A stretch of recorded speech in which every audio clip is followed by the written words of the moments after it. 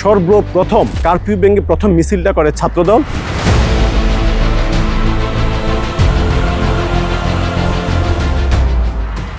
আমি চ্যালেঞ্জ করে দিয়ে বলতে পারি, শিবিরের প্রেসিডেন্ট সেক্রেটারি কোনো ব্যক্তির একটা ফুটেজও আপনি দেখাতে পারবেন না জুলাই আগস্ট আন্দোলনে। আমরা যাদেরকে ছাত্রলীগ হিসেবে চিনতাম, তারা 5 আগস্টের পরবর্তীতে শিবিরের বড় বড় নেতা হিসেবে আবিষ্কার হওয়া শুরু করেছে। পুলিশের রাইফেলের গুলিতে তাদের মাথার খুলি উড়ে যায়, তার গুলিটা এখান থেকে ঢুকে পিছন দিয়ে বের হয়ে যায়। আমার সাথে থাকা সহযোদ্ধা যখন আমাকে বলে, ভাই আমি কি বাঁচবো না, তখন আমার নিঃশ্বাস বন্ধ হয়ে যাচ্ছিল। জামাত শিবির 5 আগস্টের পরে এসে জুলাইয়ের অন্যতম স্টেক হোল্ডার দাবি করা শুরু করেছে। আমরা তো এখন মনে করছি যে হেলমেট পরে ছাত্রলীগে যারা ছিল তারা বর্তমান ছাত্র শিবির। জুলাই আগস্ট আন্দোলনে জামাত শিবির কাউকে আমরা কোথাও পাইনি।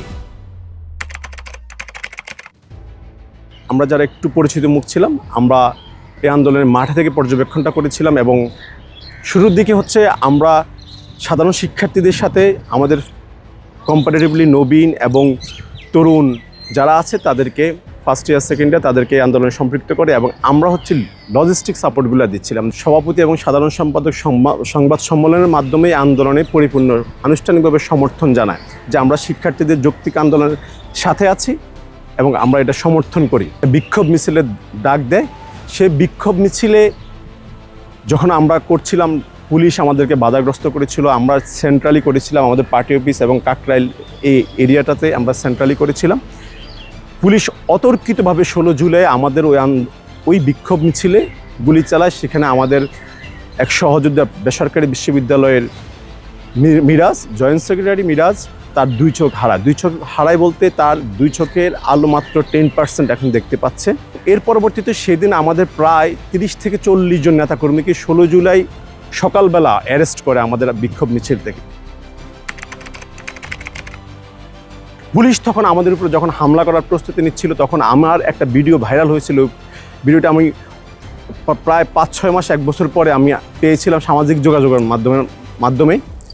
সেখানে পুলিশের সাথে আমি লাঠি হাতে নিয়ে বলেছিলাম, আপনারা যদি আজকে এখানে কোনো শিক্ষার্থীদের উপর, কোনো বাচ্চাদের উপর হামলা করার কোনো বিন্দুমাত্র চেষ্টা করেন, তাহলে আপনাদেরকে কিন্তু আমরা ছাড় দেব না। খুবই ভয়ঙ্কর অবস্থা, বিভীষিকাময় সময়। তখন পুলিশ দেখা মাত্রই গুলি চালায়।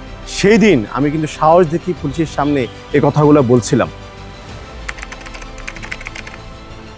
পুলিশের সাথে আমাদের সেদিনের যে বিভীষিকাময় অধ্যায়টা, পুলিশ কোনো কিছু না দেখে পাখির মতো অতর্কিত গুলি চালানো শুরু করেছিল। সেখানে আমাদের সাথে থাকা 5 মিনিট আগে যারা আমাদের সাথে লড়াই করেছিল, পুলিশের ধাওয়া পাল্টা ধাওয়া করছিল, ঠিক 5 সেকেন্ডের মধ্যে তারা শহীদ হয়ে যান। পুলিশের রাইফেলের গুলিতে তাদের মাথার খুলি উড়ে যায়। ঢাকা কলেজ ছাত্রদলের সদস্য সচিব মিল্লাদ, তার গুলিটা এখান থেকে ঢুকে পিছন দিয়ে বের হয়ে যায় এবং সেদিন সে মিল্লাদ আমাকে বলছিল, তার গুলিটা যখন বের হয়ে যায়, তাকে আমি দেখে সে স্তব্ধ হয়ে দাঁড়িয়ে আছে। তখন আমি তাকে দৌড়ে গিয়ে জড়ায় ধরার পরে সে আমাকে আমার হাতটা ধরে এভাবে বলছিল, ভাই আমি কি বাঁচবো না। আমার সাথে থাকা সহযোদ্ধা যখন আমাকে বলে, ভাই আমি কি বাঁচবো না, তখন আমার নিঃশ্বাস বন্ধ হয়ে যাচ্ছিল। আমি চোখে মুখে অন্ধকার দেখছিলাম। তাকে হাসপাতালে পাঠিয়ে দিয়ে এসে আমি যখন আমাদের সাধারণ সম্পাদক নাসির ভাইকে জানানোর চেষ্টা করছি যে মিল্লাদ গুলিবিদ্ধ হয়েছে, তখনই দেখি যে আমার আরেক সহযোদ্ধা ঢাকা মহানগর উত্তর ছাত্রদলের ভাইস প্রেসিডেন্ট ফখরুল ইসলাম ফাহাদ, তার এখান দিয়ে গুলিটা ঢুকে এখান দিয়ে বের হয়ে যাচ্ছে।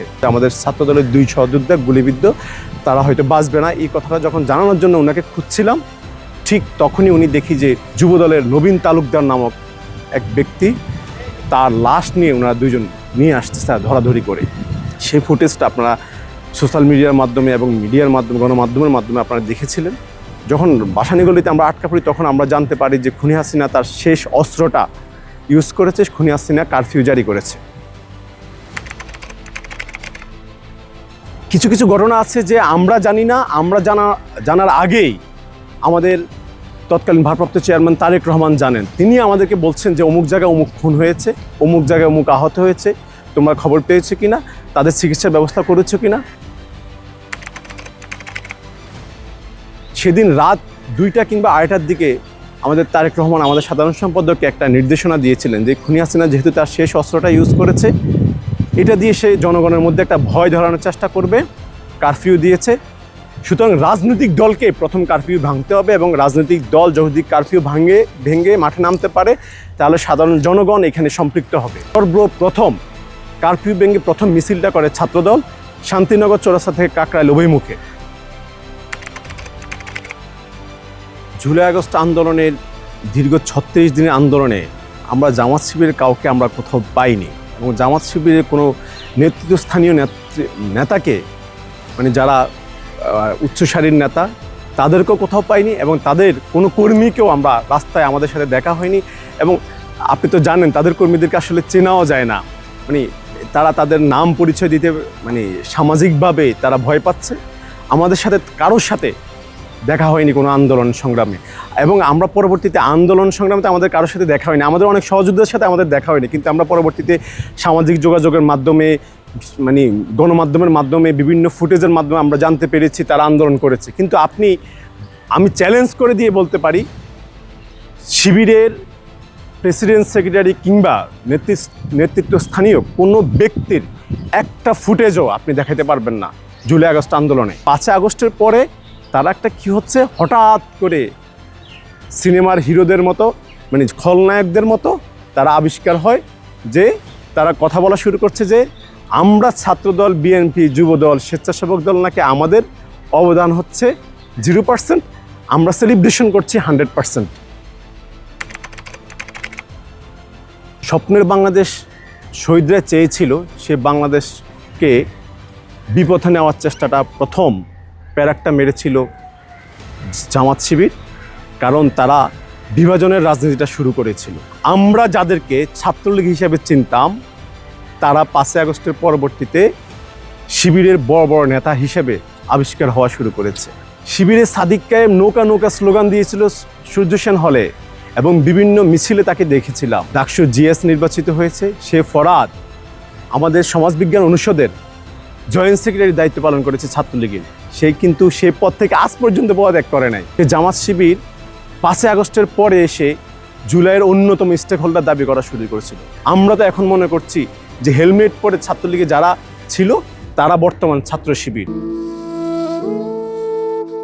ভাইয়ের কাঁধে ভাইয়ের লাশ, সেটা যে কতটা কষ্টের, কতটা হৃদয় বিদারক, যে নেয় সে ভোজে। আজও রক্তমাখা শার্টটা আমার আলমারিতে আছে।